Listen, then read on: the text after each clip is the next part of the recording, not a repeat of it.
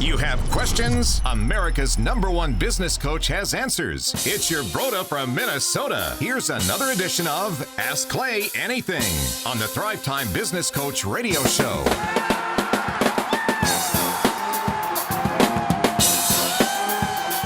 All right, Thrive Nation, welcome back to another exciting edition of Ask Us Anything. And on today's show, we are talking about the difference between merit-based pay employees and flat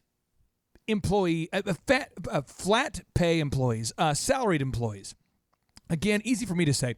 Merit-based pay employees versus salaried employees. They're employees who can't make any more money no matter how hard they work. So before we get into the data and the research, before we get too deep into the weeds here, Marshall, why does a job for you not appeal at all if it is a flat salary? It doesn't appeal because my ceiling is capped. I know that I'm going to make so much, and no matter whether I perform well or don't perform well, I'm not going to be able to make more money. And so I love to be able to go eat what I kill. I love to be able to know that because I am busier, because I am performing more effectively, because I'm producing more results, I'm going to get paid more. And that's why I love the merit-based pay versus the flat salary. All right, Clay Stairs, you are a former school teacher. Talk to me about the kinds of behavior that you would see from your fellow colleagues who are all on a flat salary. No, seriously, because a lot of people have never been a school teacher or have never worked for the government. But what kind of work ethic or lack thereof would you see from your colleagues who all made a flat salaried wage in the public school system? Oh, let's see. I'm really tired today. I think we'll watch videos in the classroom today. I think that'll be a good thing. I think I'll wear my sweats today. I think that's a good move for me. I get 10 sick days a year. I'm taking every dadgum one of them. I get another 6 personal days. I'm going to take those as well every single year. I had a friend of mine that was a very he was a teacher who taught in the public school system for over 30 years. And he got this thing called tenure. I'm not sure how many years you have to work before you earn the tenure. Is it 3? 3. And so basically, unless he sexually or physically assaulted a kid, he's good to go. Yeah. And they had this thing called personal days. I'm not sure if you're familiar with that. Oh, yeah. But it's where you could call in and your employer was not allowed to ask why. Yes. I remember this. And he would call in. At that point, Clay, I loved it. Because I was a C player in those days. So let me just tee up what he would do. He DJ'd for us on the weekends, on a Saturday usually. So what happened is, if he would tell me, he's like, dude, here's the deal. Because we were merit-based pay, and the job he had during the day was not merit-based pay. Yeah. Because I was merit-based pay, he would tell me, just so you know, I am not going to be at work Saturday or Sunday. I'm just telling you in advance I'll be out of town. I'm like, okay. But as I got to know this person, he started telling me, I'm calling in my workplace, and I've put you as like a backup employer or my second employer or whatever, and I took a paid personal or whatever this personal day. So I'm going to call in last minute on Thursday and Friday. I'm going to call in last minute on Thursday and Friday. I'm telling you in advance, though, I'm going to be gone Saturday and Sunday. I also have a call in last minute on Monday, so I can string together a long weekend because I'm going to Florida. And I'm like, so you're going to go to Florida on Wednesday, knowing for sure you won't be at work on Thursday, but you're going to call them Thursday morning with a personal issue. He goes, oh, exactly. It's a system. He said, all the teachers do it, man. Yeah. And I'm going, are you serious? Have you seen that scenario unfold, Clay Stairs? Oh, completely. Right. I have, unfortunately, yes. I say, and again, it's not just teachers. I mean, it's just in that salaried world of whether I'm awesome or whether I suck, it doesn't matter. I'm going to get paid the same, so I might as well just be marginal. So again, as we're talking today about flat salaries or just, salaries where you're capped versus a merit-based pay system, the level of performance of the average employee is just dramatic, Marshall. I mean, people who are chasing a carrot, they are just sincerely and much more motivated than the average person who, no matter how hard they work, they make the same amount of money.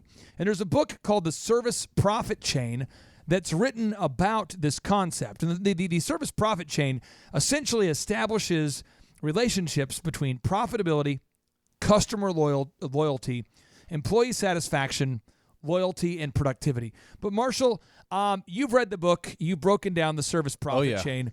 Why does merit-based pay dramatically impact the performance of the average employee?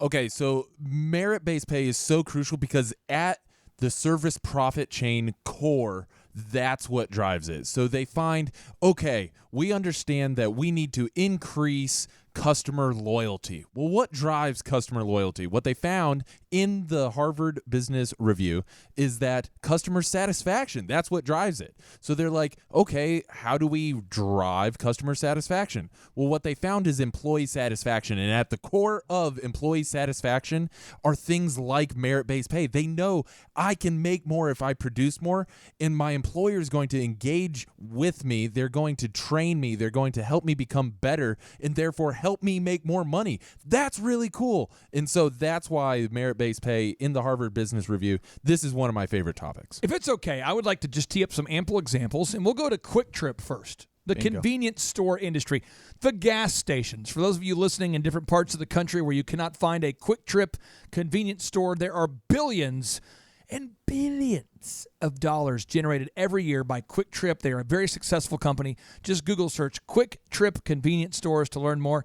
Marshall, contrast your experience as a customer going into a Shell gas station versus a Quick Trip gas station. Going into a Quick Trip merit-based pay culture versus a Shell flat rate, salary-based culture. Talk to me about the difference between merit-based pay, Quick Trip versus salary, let's pay as little as possible, Shell. I have a confession to make, and it was one of the low moments of my life. But last week, I was like, I'm looking around for a Quick Trip to pull over, maybe use the restroom, get some gas, get something to something to drink on the way to the show or something. So I just pulled over in a local gas station. I'm like, hey, it can't possibly be bad. And I assure you, there's like open standing water back there. There's like gas tanks. I'm like, oh my gosh! They're giving me a key to the restroom with like a car carburetor attached to it or something like that. It is wild. But you walk into Quick Trip, it's always clean. Everything's always stocked. There's checklists on the door showing the last time it was cleaned and who it was cleaned by. As a customer, I wouldn't want to go anywhere else. I would go out of my way in order to go to Quick Trip. Yeah. Okay, Clay Stairs, you travel a lot. You're a paid speaker. You travel now all around the world. People in San Diego love you. People in New York love you. People in Florida love you. You speak all around the world at different events. And you and Lisa, your wife, incredible wife, have a great time a great opportunity to travel together. Yes, love and it. To speak. It's a neat. I just in the future as you're adding more and more speaking events, it's exciting to see you guys do that.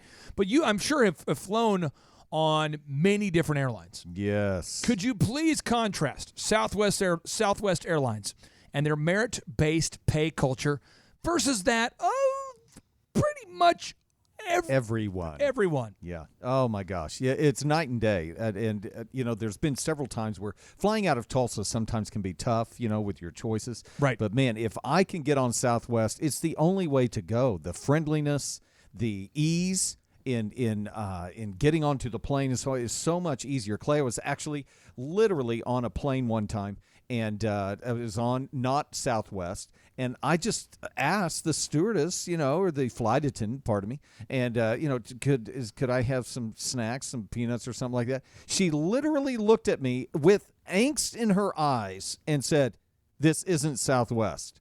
She literally said that. Okay, now I want to be Marshall. I want to be united. Okay. In this idea. Okay. I want to be united in this idea because as great Americans, we're not here to name specific American airlines that suck.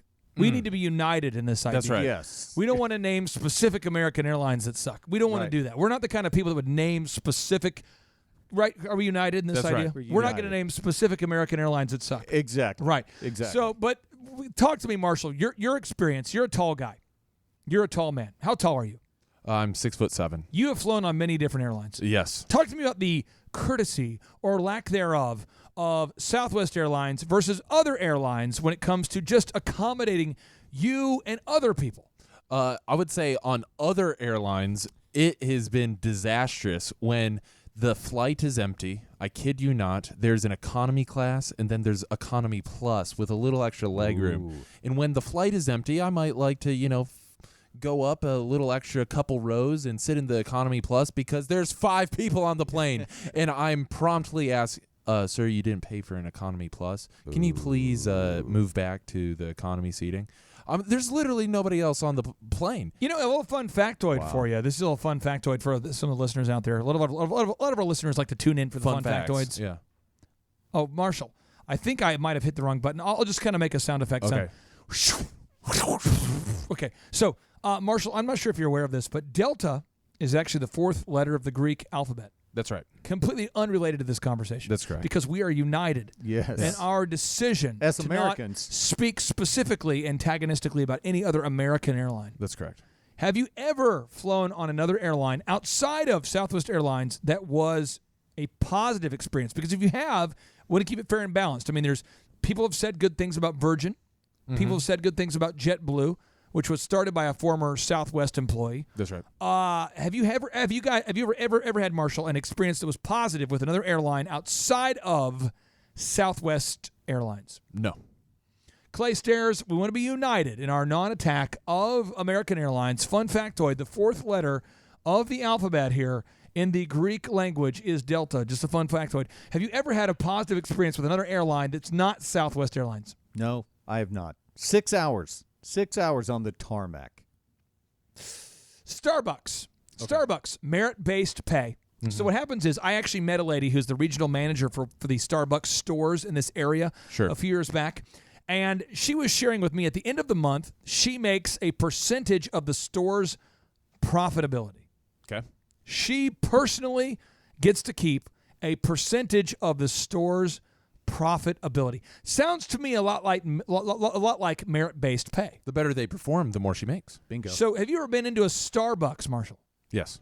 Clay Stairs, have you ever been into a non-Starbucks? Yes, I definitely have. Have you noticed the difference between a local donut/coffee shop with the white ambiguous styrofoam cups versus a Starbucks, Marshall? Yeah, it's vastly different in that I could go to a Starbucks in the Northeast or down south or here in Tulsa, and I know that I'm going to get the exact same experience across the board. It seems to me in these first few examples that merit-based pay versus salaried pay, there might be something to this whole idea that you pay people based upon what they do versus what they say they're going to do. Do you guys agree at this point? I agree. Yes, I'm with you. Okay, so Disney World versus the average amusement park.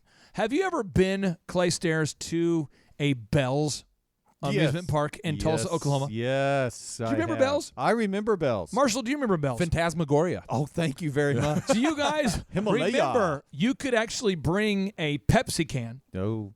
And you could get in for like $5? Yeah, that's right. Your admission to Bells Amusement Park in Tulsa, Oklahoma was only $5 if you brought in a Pepsi can. That's right. And do you remember how that was too much?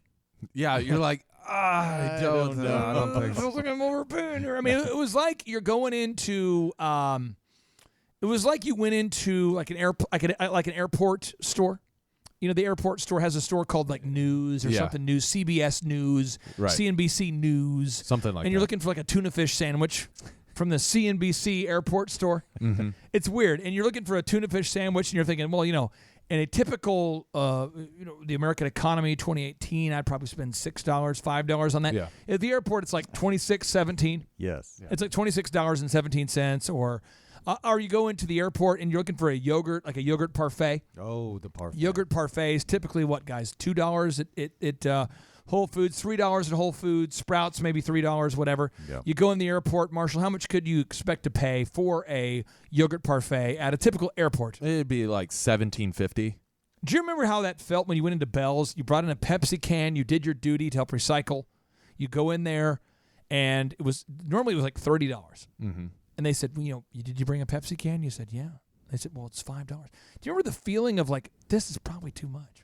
You're like, that I could use this $5 for so many other I'm being things. gouged here. Yes. And do you remember how, like, no matter how your shoes were going into Bell's, you would always leave with gum They were different going on your out. shoes Yes. going out? Shoes were different. What about Bell's Amusement Park was terrible? Their culture of salaries, of paying people as little as possible. And then let's contrast that to Disney World. Okay, so let's go with Disney World versus Bells. So, Clay Stairs, you're on the Team Bells. Ooh. Tell us what was terrible about Bells. And then Marshall one-up him with Team Disney. So let's go with you, Clay Stairs, first. Well, just the cleanliness at Bells. Like you were saying, your shoes change while you're there. They're like offering tetanus shots when you get out of the it's bathroom. And another one, well, I'll take that one. Then Marshall will go to you with Disney World. Then back to me. When we were interviewing the former executive vice president of Walt Disney World Resort, a partner, a friend, a frequent guest on the Thrivetime show, Lee Cockrell. we're there in Walt Disney World. Yep, in Orlando. and we watched different cast members, not team members, but cast members. They call them cast members. Walk around the park and pick up trash. And we never saw trash down on the ground for longer than, 10, 15 seconds. True story. Somebody's coming by and picking it up, because that was how important that was. They assign a specific area, and they walk up and down all day picking up trash and greeting guests. That's what Disney World does. It was impressive. At Bells, people almost walk around like avoiding the trash. They're like, Showing, oh, there's trash. try not to see it. yeah. Try not to see it. I'm try on not to salary. see it. I make a flat rate here. I can't get promoted. No matter how hard I work, I can't make any more. I'm out. Yeah, Bells had that culture of carnies, too. That were always just a little Can sketch. you, for the listeners out there, we have a lot of listeners who are in Florida, Small hands. California, Canada, Australia. We have a lot of high-class listeners that cannot relate to the term carny. Yo. Could you please explain what a carny is, Mr. Claystairs? They're carnival people. They're vagabonds. They are travelers. They are bohemians. They're moving with the trucks. And they usually talk. They kind of have their own thing where it's like well, I tell you what, you want to play here today to win a chance to win that big old stuffed animal. I respect that because you want to step right up, or are you a weenie? Yeah. And you're like, did a man just call me a weenie? You're like, you just ask somebody, how much does it cost to play this game? Well, I tell you what, you a weenie, or are you going to play the game there? And they do a lot of well, I tell you what, by God. And they do a lot of they're into noodling. Yes. Ooh, One of the there we redneck go. games. There it That's is. right. It's an interesting breed of people. That's the correct. carnies. Marshall, contrast the carny culture of Bells versus that of, by the way, the bankrupt Bells now out of business, Yes. versus that of the consistently profitable Walt Disney World Resorts. Marshall, talk to me. Carnies versus what kind of people can you find at Walt Disney World Resorts? Well, first of all, we're talking about cast members. So they're not employees, they're not team members, they're cast members, and that's exactly how they acted. They're actually always on the showtime. They call it showtime there at Disney Well, World. I put on my pants this morning and it became showtime right away. I'll tell you what. And so you'll see all of these cast members in their character. They're acting as Cinderella. They're acting as Goofy. Goofy is another one. Well, they're, today I'm dressing up like I'm Mario Andrucci. Marshall, I didn't brush my teeth, but do we know if Mario Andrucci brushed his teeth? No, we don't. And so you'll see that regardless of what's going on in whatever the cast member's life, how they feel, they're acting the entire time that they're out in front of their guests, because this is supposed to be the happiest place in the world, and Hey, you can't Marshall, have real that. quick here. At Bells, a lot of people are into that fancy Bluetooth technology. At Bells, we're offering brown tooth technology, Marshall. You know what I'm saying?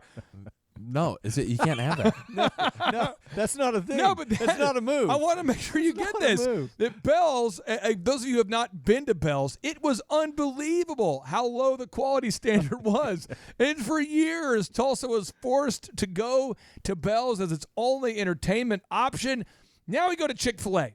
Yes. Claystairs, have you ever been to a Chick-fil-A? Yesterday. Marshall, have you ever been to a Popeyes?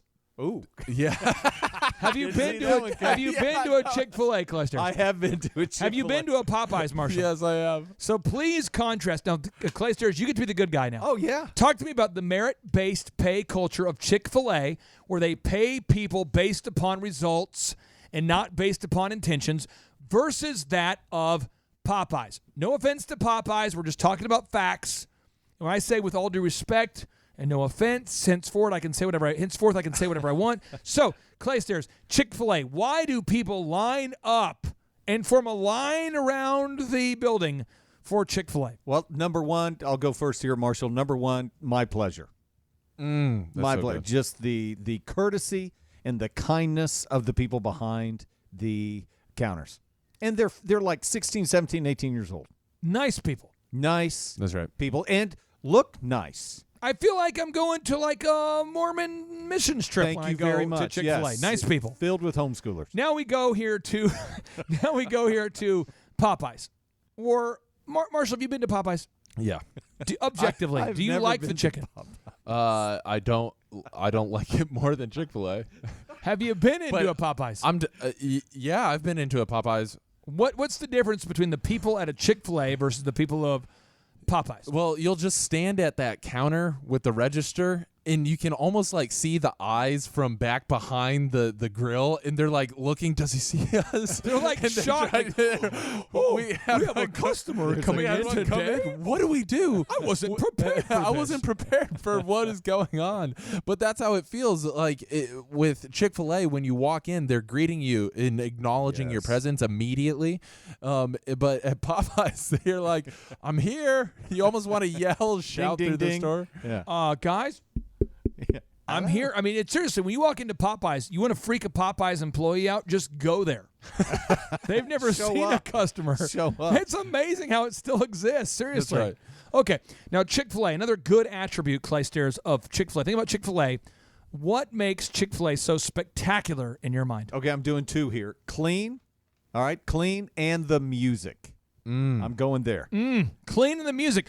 Marshall, contrast that to Popeyes. The fluorescent light bulbs that are out, Nice. or worse than that, they're not out, but they're just kind of flickering. Yo. So you feel like you're in an industrial park inside the Popeyes, and you're like, Mr. oh Watusi. gosh, Yeah.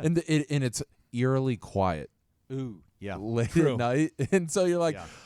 Can I just get my chicken, get out of here? Or they got the TV going. They got the TV going. You know, so you got some Oh. kind of rando, drama going on. Now, again, Chick-fil-A really does accommodate. As a parent, they accommodate the kids. They always have balloons for the kids, slides for the kids, a nice environment for the kids. My kids want to go there. My kids, kids when they're like 12, when they're 13, they start to develop a filter, but 9, 8, 7, 6, 5. My kids will just say, no filter. They'll say, Dad, we don't want to go to Popeyes. It's terrible.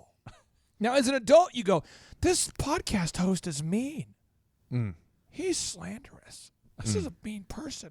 He's mentioning a company by name and talking about how terrible it is. Yes, because everybody out there knows it. You just don't want to say it. Marshall, talk to me about how Popeyes, accommodates kids. Talk to me about the slides, the balloons for the kids. Talk to me about the Popeyes aura they bring to the table on a daily basis. Okay, I'm not a parent. Clay Stairs, you help me out with this. I've never been to Popeyes. But you help me out with this. Okay, I'm with you. You're going to Popeyes. You're bringing your kids when your kids are little. Yes. Okay. Kids don't touch anything. Dwarf kids. Little kids. Yeah. If they're headed towards the playground, the thought crosses your mind, Yes. what did the other kids touch before they touched it? Exactly. True. Do we need to wipe Yeah. this down? Yeah. But at Chick-fil-A, it's always clean. Right. Everything, it's Oh. spotless. Yeah.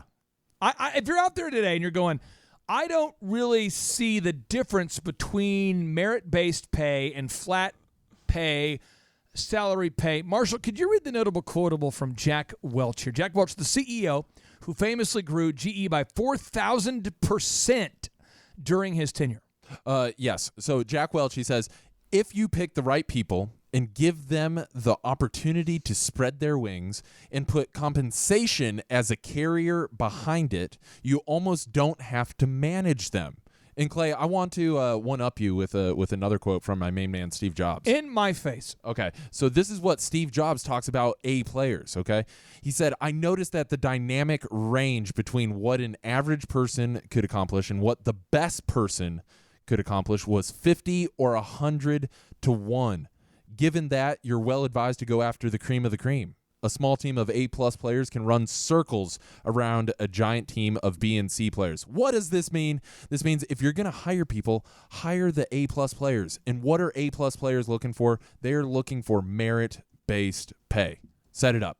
If you're out there today and you're fighting this idea, I want to just give you an example we can all relate to. Everybody knows about this. Marshall, are you aware? Do you watch a lot of NFL? Yeah. Who's your favorite team? The Cleveland Browns, baby. Okay, Mayfield. no, and I will tell you that the Cleveland Browns, objectively, these guys are really turning their organization around. But I want to make sure that we get an example of merit-based pay. The NFL stands for not for long if you don't produce. That's right. Why? Why, Marshall? Why does it stand for not for long if you don't produce? Because they're in the business to win games and sell tickets. Okay, so think about this. The average career of the NFL player is what? Marshall, if you had to guess, the average career length of an NFL player is what? I would say maybe 6 years, 8 years. 3, 4.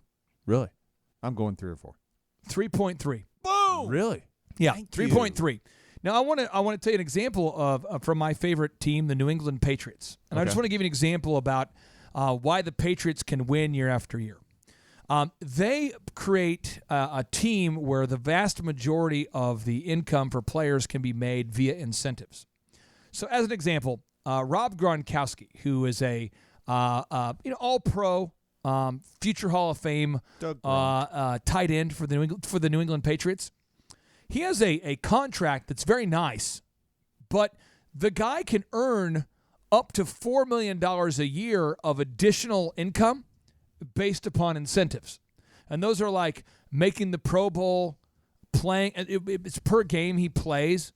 So he has an incentive to play hurt. He has an incentive to play at his best. It's based upon getting to the playoffs, number of catches. There's a lot of incentives. And we'll put a link to Rob Gronkowski's 2018 Patriots incentives.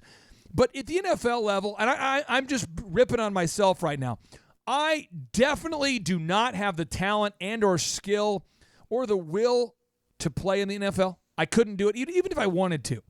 But if let's just say that we were all 6'8" and we were very athletic, Marshall, would you want to play in the NFL if you couldn't earn millions of dollars per year? No, I probably wouldn't. Clay Stairs, I mean, if you were offered an opportunity to play in the NFL, knowing that there's concussions, injuries, a lot of times life-altering. Like I heard an interview the other day with Jerome Bettis. Yeah. Jerome Bettis, the former running back for the Hall of Fame running back for the Steelers. Mm-hmm. And they were asking him about what it's like getting up every day. You know, how are you dealing with retirement? And right. He goes, every morning is, again, I'm paraphrasing, but he says, every morning is a living hell. Wow. He's like, I just have so much pain, arthritis. It's just, it takes me till about noon just to kind of get my mind right, and there's a lot of people in the NFL that have a similar, if you look up, Marshall, put on the show notes, Michael Strahan's hands. Clay Stairs, have you seen Michael Strahan's hands? I don't think I have. Okay, I'm gonna pull it up so you can see it on the screen here. It'll blow your mind. This is Michael Strahan, and this is what an NFL career does to you. Look at his fingers. Oh my! Look at those fingers. Whoa, that's not right. But I'm just saying, like, how many people out there, Marshall, you included, would want to play any sport at all if your fingers were going to be in continual arthritic pain Wow. for the rest of your life if you could not earn millions of dollars as a reward? I mean, nobody's going to do it. Would you do it, Clayster? I would do one play, but not two. Okay, so a lot of people, though, would say, I'm not going to play in the NFL, but if there wasn't that kind of merit-based pay. Now, let's dial it down a little bit. How many listeners out there, Mr. Listener or Mrs. Listener listening out there today, I ask you this, would you be willing to care about the profitability of a billion-dollar company like Starbucks if you did not earn a bonus based upon the profitability? I mean, Clay Stairs, if you were the district manager, regional manager for a Starbucks, would you care at all about the profitability if you couldn't make more by essentially living at Starbucks to make it more profitable? No. Marshall, Disney World. You're a manager of Disney World. Would you at all care about the profitability of Disney World if you could not make more money as a result of the success of the team? No, I wouldn't care. Okay. Chick-fil-A. Clay Stairs, if you owned a Chick-fil-A, and no matter how bad or good it did, you made the same amount of money per year, would you care? No, would not. I can say this. If I ran a Quick Trip or Southwest Airlines, I wouldn't care. And maybe you're listening today and you say, well, you're bad people. I think we're honest people. Well, Clay, that goes back to me as a school teacher, flat pay. And the only way for me to make more money was to teach another year. And I got like a 2.5% increase. There's just no reason to want to do a great job. Yeah. I think if you're out there and you're honest with yourself, you're going to probably not be super motivated to do something unless you can make more money. That's why you started a company. That is why you started a company. You started a company because you wanted to make money based upon the value that you add to the hour and not get paid based upon the hours that you work. So why would you not share the wealth and create a merit-based pay program for your team? Marshall, what's the biggest struggle that clients have, that entrepreneurs have, that business owners have when it comes to implementing merit-based pay? Where do you get the pushback? I don't know how to Implement it. I don't know what it should be. I don't know, like, metrics-wise what it should be. Clay Stairs, where do you get the most pushback on how to introduce and implement a merit-based pay program? Oh, yeah. Most of the people that when I bring up the topic with our clients, Clay, they don't have any idea what it is. And they think immediately they go to paying employees more money. No, I can't afford that. I can't afford that. That's the pushback that I've had.